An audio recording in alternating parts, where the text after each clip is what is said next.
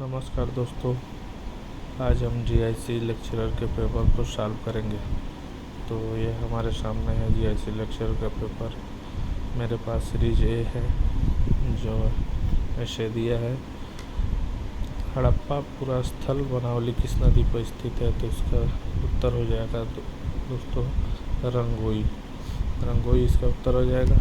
इसी तरह दूसरा दिया है, बाणभट्ट ने हर्षचरित्र में किस मौर्यकालीन शासक का उल्लेख किया है। तो इसका उत्तर हो जाएगा बृहदत्त।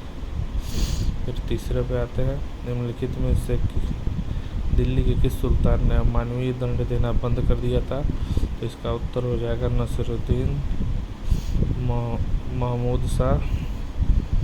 फिर चौथे पे आते हैं, वह कौन सा प्रथम मुगल बादशाह था जो अंग्रेजों का पेंशन भोगी बना। तो इसका उत्तर हो जाएगा दोस्तों शाह आलम। तो पांचवें सवाल पर हम आते हैं, भारतीय राष्ट्रीय कांग्रेस के निम्न में सम्मिलित होने के लिए सुभाष चंद्र बोस को किसने प्रेरित किया। तो इसका उत्तर हो जाएगा दोस्तों चित्तरंजन दास और M.K. गांधी। और छठे प्रश्न पे आते हैं, 1829 में अंग्रेजों के विरुद्ध खासी जनजाति विद्रोह का नेतृत्व किसने किया था। तो इसका उत्तर हो जाएगा तिरोत सिंह। आगे चलते हैं इसी प्रकार दोस्तों, आगे चलते हैं और आते हैं सातवें प्रश्न पे। सातवां प्रश्न है दोस्तों, निम्नलिखित में से कौन हड़प्पी पुरा स्थल उत्तर प्रदेश में स्थित नहीं है। तो ये इसका उत्तर हो जाएगा देसलपुर, क्योंकि ये मध्य प्रदेश में स्थित है देसलपुर। और आठवें पर आते हैं, कन्नौज पर महमूद गजनवी के आक्रमण के समय वहाँ का शासक कौन था। तो वहाँ का शासक राज्यपाल था। मध्यकाल में उत्तर प्रदेश के किस जनपद को शिक्षा का केंद्र होने के कारण सिराजे हिंद कहा जाता था। तो इसका उत्तर हो जाएगा सी जौनपुर। 10वें पे आते हैं, निम्नलिखित गुप्तकालीन मंदिरों में कौन सा उत्तर प्रदेश में अवस्थित है।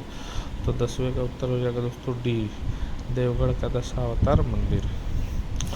फिर आते हैं दोस्तों 11वें पर, आसान सा है, आरबीआई द्वारा कितने बैंकों पर जुलाई 2021 में नियमों के उल्लंघन के लिए जुर्माना लगाया गया था। इसमें दोस्तों 14 बैंकों पर जुर्माना लगाया गया था। इसका उत्तर हो जाएगा ये 14। इसमें स्टेट बैंक भी शामिल था। फिर 12वें पे आते हैं, जीएसटी परिषद का अध्यक्ष कौन है। जीएसटी परिषद का अध्यक्ष केंद्रीय वित्त मंत्री होता है। अभी 3 दिन पहले लखनऊ में इसकी मीटिंग हुई थी, जिसकी अध्यक्षता निर्मला सीतारमण ने की थी। 13वें पर आते हैं, 13वां दिया हुआ है, असमानता वायरस वैश्विक रिपोर्ट 2021 प्रकाशित की गई थी। तो ये रिपोर्ट दोस्तों ऑक्सफैम के द्वारा प्रकाशित की गई थी। और आगे हम चलते हैं 14वें प्रश्न पे। 14वां प्रश्न दिया हुआ है दोस्तों, प्रधानमंत्री फसल बीमा योजना शुरू की गई थी। तो दोस्तों प्रधानमंत्री फसल बीमा योजना 2016 में की गई थी। इसका उद्देश्य था कि किसानों की आय दोगुनी की जाए। 15वें सवाल पर आते हैं, 15वां दिया है कि निम्नलिखित में से कौन सा एक भारत निर्माण योजना का संगठन नहीं है। तो इसमें हो जाएगा, आपका उत्तर हो जाएगा सी, ग्रामीण उद्योग। फिर 16वें पे आते हैं, 16वां दिया है, वर्ष 2021-22 के संघीय बजट प्रस्ताव 6 स्तंभों पर आधारित है। निम्नलिखित में से कौन सा एक उसमें सम्मिलित नहीं है। तो इसका उत्तर हो जाएगा दोस्तों बी, गाँवों की अर्थव्यवस्था का सुदृढ़ीकरण। और 17वां पूछ रहा है, भारत में म्यूचुअल फंड को निम्नलिखित में से किस संस्था के द्वारा विनियमित किया जाता है। आसान सा सवाल है, म्यूचुअल फंड्स भारत में सेबी देखती है। तो इसका उत्तर हो जाएगा बी, सेबी। बैंकों में उपभोक्ता सेवाओं में सुधार का सुझाव देने के निम्नलिखित में से किस समिति का गठन किया गया था। इसके लिए हो जाएगा गुइपोरिया समिति, सी। इसका उत्तर हो जाएगा, ये नहीं होगा दोस्तों, राजा चुलैया समिति, गलत है, आप ये न लगाइएगा। इसका उत्तर सी है। इसी के साथ 19वें प्रश्न पे आते हैं, भारत के कुल भौगोलिक क्षेत्रफल में उत्तर प्रदेश का कितना भौगोलिक प्रतिशत है। तो आसान सा सवाल है, पहला होगा 7.33%। आते हैं इसी के साथ 20वें सवाल पे। 20वां दिया है उत्तर प्रदेश का कौन सा शहर मार्च 2020 को राज्य के जीडीपी और प्रति व्यक्ति आय के मामले में शीर्ष स्थान पर है। तो इसका हो जाएगा नोएडा, क्योंकि नोएडा भाई हाईटेक सिटी है। इसका आसान सा उत्तर नोएडा हो जाएगा। 21वां दिया है निम्नलिखित में से कौन सा उत्तर प्रदेश का प्रमुख उद्योग नहीं है। तो इसमें से हो जाएगा ऑटोमोबाइल्स, क्योंकि सीमेंट होता है मिर्ज़ापुर में, डाला में। कपड़ा का भी टेक्सटाइल कंपनी है कानपुर वगैरह में। चीनी में उत्तर प्रदेश 1 नंबर है। इसका उत्तर हो जाएगा ऑटोमोबाइल। और ये 22 दे रखा है निम्नलिखित में कौन सा एक उत्तर प्रदेश का लोक नृत्य है। तो लोक नृत्य हो जाएगा जैता, जैसे भोजपुरी में कहा जाता था चैता, शायद ये वही है चैता। फिर दिया हुआ है 12वें वित्त आयोग का अध्यक्ष कौन था। तो 12वें वित्त आयोग का अध्यक्ष श्री रंगराजन थे। तो इसका उत्तर हो जाएगा 23वें का बी। अब 24वें बात है युग्मों में कौन से एक सम्मिलित नहीं है। यहाँ दिया हुआ है नहीं है, इसको ध्यान में रखेंगे। तो राज्य दिया, राज्यसभा की सीटें दी हैं। तो इसमें असम के 6 दिए हैं, छत्तीसगढ़ के 5, हिमाचल प्रदेश के 3, उत्तर प्रदेश के 31। सब तो सही है, लेकिन असम में 6 नहीं 7 हैं। राज्यसभा की 7 सीटें हैं, इसलिए ये वाला सही हो जाएगा आपका। फिर आते हैं 25वें पर।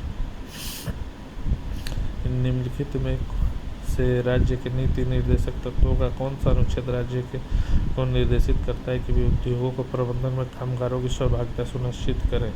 देखिए क्वेश्चन ये डाउटफुल है, लेकिन इसका उत्तर होना चाहिए बी 25वें का 39A होना चाहिए। चलते हैं हम अगले प्रश्न की तरफ, 26वें प्रश्न की तरफ। 26वें प्रश्न में दिए रखा है उत्तर प्रदेश में विधान परिषद विधेयक को कितने दिन विलंबित कर सकती है। तो ये सबको पता होगा कि 14 दिन तक किसी विधेयक को रोक के रखा जा सकता है। आज 27 नंबर पे आते हैं भारतीय संविधान के निम्नलिखित में से किस अनुच्छेद के तहत उत्तर प्रदेश में महाधिवक्ता की नियुक्ति होती है। तो ये अनुच्छेद 165 में दिया है। तो इसका उत्तर हो जाएगा 27 का ए। मौलिक कर्तव्यों को भारतीय संविधान 42वें संविधान संशोधन अधिनियम 1976 द्वारा निम्नलिखित में से इनकी सिफारिश के अनुसार जोड़ा गया। तो ये इसका उत्तर हो जाएगा सी स्वर्ण सिंह समिति। 28वें का हो जाएगा सी। फिर आते हैं 29वें पर। 29 पर निम्नलिखित युगों में से कौन सा एक सही सुमेलित नहीं है। तो ताप विद्युत ग्रह का नाम दिया है और राज्य दिए हैं। बाढ़ बिहार, लारा छत्तीसगढ़, कुर्गी कर्नाटक, गाड़वारा आंध्र प्रदेश। तो इसका उत्तर हो जाएगा 29वें का डी गाड़ा आंध्र प्रदेश, क्योंकि गाड़वारा आंध्र प्रदेश में नहीं है।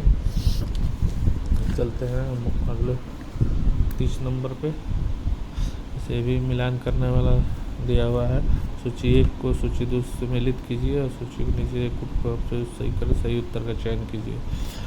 तो आसान है, लौह अयस्क मैग्नीज तांबा बॉक्साइट। तो इसका मिलान करेंगे।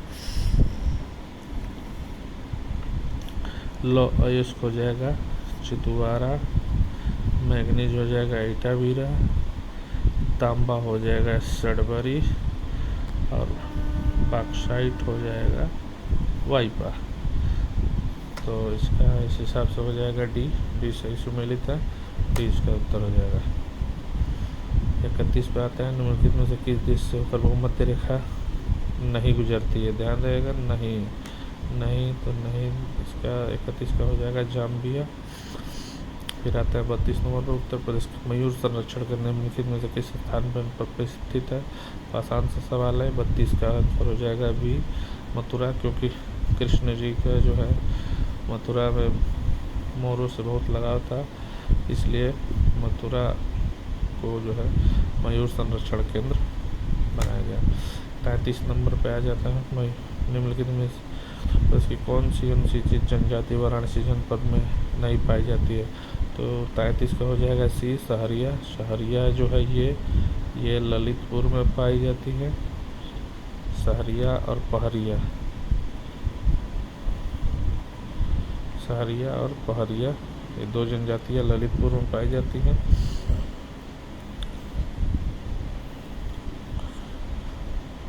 दिया है। 34 पारिस्थितिकी तंत्र की अवधारणा प्रथम बार दी गई थी। एजी टॉन्सले द्वारा पारिस्थितिकी तंत्र की अवधारणा दी गई थी। आते हैं हम अगले सवाल की तरफ। 35 नंबर हमारा दिया हुआ है, निम्नलिखित में से कौन सी फसल लवण सहिष्णु है? तो लवण सहिष्णु है हो जाएगा लोबिया, क्योंकि इसका जानवरों के पशु चारा बनाने के लिए काम आता है। 36 नंबर पर आता है, खड़ी फसल की कटाई करने से पहले अगली फसल की बुआई करना रिले खेती कहलाती है, क्योंकि एक खड़ी करने से पहले एक को बोई जाती है, तो रिले खेती में के माध्यम से होती है। और 37 नंबर दिया है, निम्नलिखित में से किस क्षेत्र में मोटे अनाज वाली फसलें उगाई जाती है? तो मोटे अनाज वाली फसलें दोस्तों निचले क्षेत्र में उगाई जाती है, क्योंकि उच्च वर्षा क्षेत्र में होगी नहीं, जलमग्न क्षेत्र में भी नहीं होगी, और ऊंचाई वाले क्षेत्रों में तो कदापि नहीं होगी। इसलिए इसका उत्तर हो जाएगा 37 का बी, निचले क्षेत्र। 38 नंबर पे आता है, सौर ऊर्जा का कारण क्या है? सौर ऊर्जा का कारण सभी जानते हैं, ईजी है, सनलैंड है। H + H 2H सनलैंड बनता है।